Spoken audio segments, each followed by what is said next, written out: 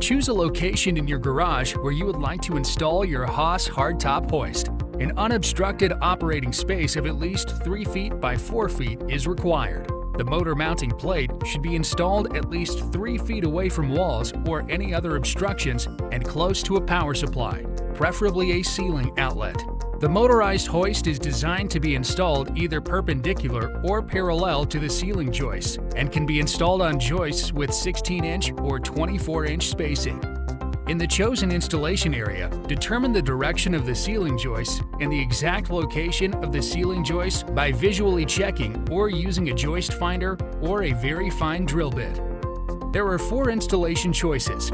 Note how the motor mounting plate and motor hoist are positioned for your installation, in particular the location of the 4 fixed threaded bolts on the motor mounting plate and the 4.5-inch spacer channel bar attachment tab on the motor hoist.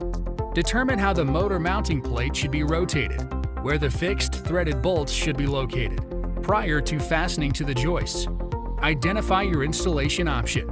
In this video, we will be installing option C. The joists are 24 inches apart on the motor mounting plate, and the spacer channel bar will be installed along the joist. It is very important that the wood screws are fastened to the center of the joists.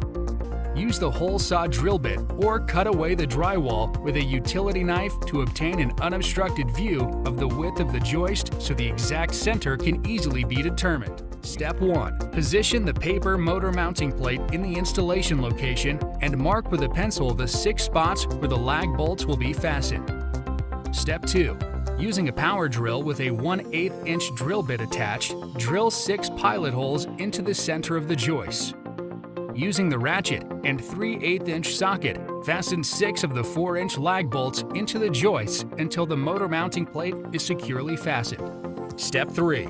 Install the motor over the top of the 4 fixed, threaded bolts on the motor mounting plate and tighten nuts. Once the motor hoist is properly positioned on the motor mounting plate, tighten the nut with the ratchet or the adjustable wrench until the motor hoist is securely attached to the motor mounting plate. Step 4. Press the spacer channel bar flush with the ceiling and mark the ceiling with a pencil where a lag bolt will be used to attach the bar to the joist. Use the hole saw drill bit or cut away the drywall with a utility knife to obtain an unobstructed view of the width of the joist so the exact center can easily be determined. Using a power drill with a 1/8-inch drill bit attached, drill a pilot hole into the center of the joist. Place the spacer channel bar over the motor plate tab and screw together using the supplied bolt. Tighten with a ratchet or adjustable wrench until the spacer channel bar is securely fastened to the motor hoist.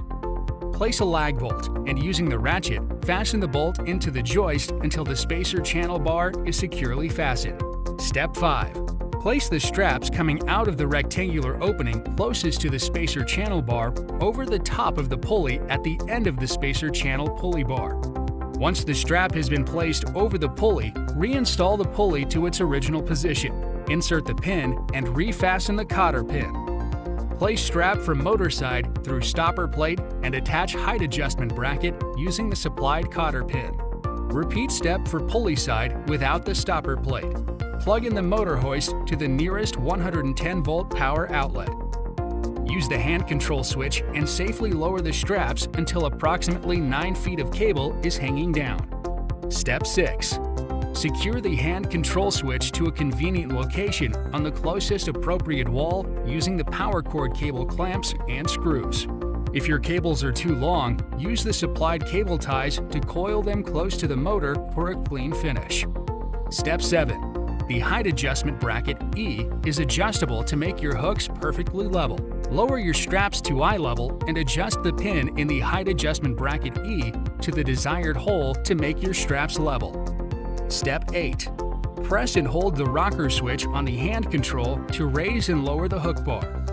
When the hook bar reaches the uppermost travel point, the stopper plate above the cable hook will trigger the limit switch, ceasing upward movement. Step 9. If you are removing the roof, center the Jeep under the hoist and lower the hooks. Remove all fasteners and connections according to the manufacturer's instructions. If your roof is removed, position your roof under the hooks. Step 10. Make sure your hooks are perpendicular to your Jeep with the opening of the hook facing the driver's side. Attach the shortest loop from the cleat of your passenger strap to the hook first, followed by the driver's side. Repeat for rear strap. Step 11. Lift your Jeep and insert the bolt through the rubber spacer, through the bracket, and through the Jeep roof hole. Attach the large and small washer with a wing nut and tighten. Attach each strap to the carabiners with the loops on the straps and attach the carabiner to the bracket. Step 12. Tighten each strap while keeping the hooks as centered as possible above the roof.